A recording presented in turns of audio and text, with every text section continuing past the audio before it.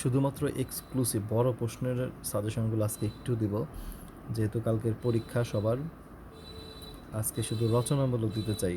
প্রতিটা অধ্যায় থেকে কমন কমন এগুলো করলে 100% 100% আসতে পারে। যেমন এই যে এই অঙ্কটা স্টার দেওয়া, এই অঙ্কটা খুবই ইম্পর্ট্যান্ট প্রথম অধ্যায়ের। এরপরে হচ্ছে নির্ণায়কের সাথে সমাধান, এই দুইটা অঙ্ক খুবই ইম্পর্ট্যান্ট,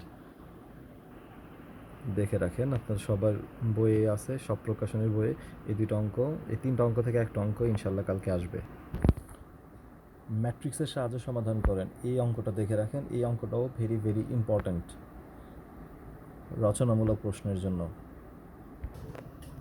ম্যাট্রিক্স থেকে এই যে একটা অঙ্ক ইম্পর্ট্যান্ট, সুতরাং ম্যাট্রিক্স থেকে দুইটা অঙ্ক থেকে একটা আসতে পারে কালকে।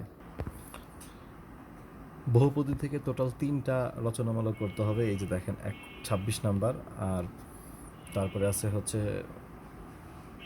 27 নাম্বার, দেন আছে হচ্ছে আপনার 37 নাম্বার, 39 আর হচ্ছে 41। এই 4টা অঙ্ক করলে আশা করি বহুপদী থেকে কমন আসবে।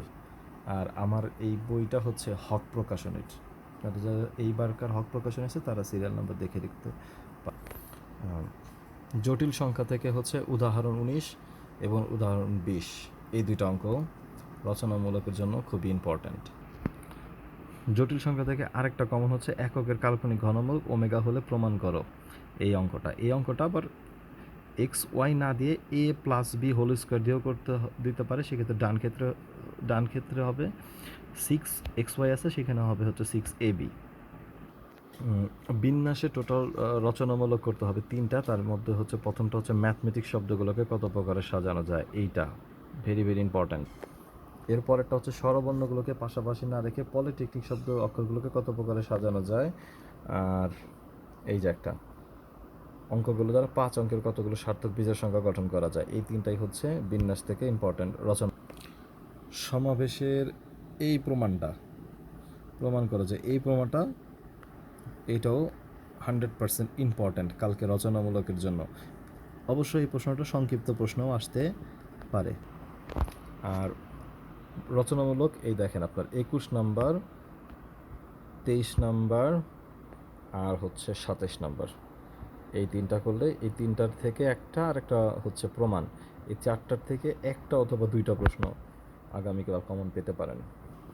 আচ্ছা, এরপরে হচ্ছে ত্রিকোণমিতি ছিল, কিন্তু ত্রিকোণমিতিটা কঠিন দেখে আমি একটু পরে রাখলাম। এখান থেকে ত্রিকোণমিতি থেকে আসবে, তবে এইখানে যা আছে হচ্ছে সরল রেখার এই অঙ্কটা, সরল রেখা অধ্যায়ের এই অঙ্কটাও খুবই ইম্পর্ট্যান্ট। সরল রেখার আর হচ্ছে 3টা প্রশ্ন পড়তে হবে। দেখেন 36, 40 আর হচ্ছে 47, এই হচ্ছে বড় প্রশ্ন সরল রেখা থেকে। আর ত্রিকোণমিতি লাস্টে আমি কিছু কমন দিয়ে দিব। বৃত্ত থেকে টোটাল 3টা রচনামূলক পড়লে 3টার থেকে একটা আসতে পারে, এই একটা উদাহরণ 18। এরপরে আছে হচ্ছে অনুশীলনী 25 নাম্বার অঙ্ক, আর হচ্ছে 37 নাম্বার অঙ্ক, এই 3টা থেকে একটা বৃত্ত আসবে। এখন হচ্ছে ত্রিকোণমিতি র্যান্ডমলি কিছু দিব। এটা হচ্ছে ত্রিকোণমিতির ধর্ম, এই একটা প্রশ্ন, এই দুটো থেকে একটা আসতে পারে ত্রিকোণমিতি কালকে, 20 নাম্বারটা 23 নাম্বারটা থেকে। এরপরে হচ্ছে বিপরীত বৃত্তীয় ফাংশন, এগুলো অবশ্য সংক্ষিপ্ত প্রশ্ন আসবে। এই দেখেন 2-এর 1, তারপরে হচ্ছে 8 নাম্বারটা ভেরি ভেরি ইম্পর্ট্যান্ট, তারপরে হচ্ছে 9-এর হচ্ছে 4 নাম্বারটা, আর এইদিকে হচ্ছে 13 নাম্বার। অধ্যায় 9 থেকে হচ্ছে শুধু এই দুইটা, 15-র 1 আর 15-র 3। অধ্যায় 8 থেকে হচ্ছে এই 6-এর 1, একটা অঙ্ক প্রমাণ, অধ্যায় 8।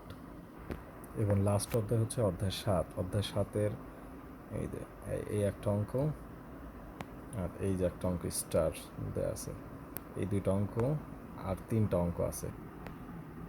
এই যে প্রথমে 3টা, এই 3টা থেকে একটা অঙ্ক কালকে আসবে। সংক্ষিপ্ত প্রশ্ন আসতে পারে, রচনামূলক আসতে পারে। এই হচ্ছে টোটাল বড় প্রশ্নের সাজেশন। এগুলো অবশ্যই করে যাবেন। এখান থেকে বড় প্রশ্ন এবং সংক্ষিপ্ত প্রশ্ন কমন আসবে ইনশাল্লাহ। ধন্যবাদ সবাইকে।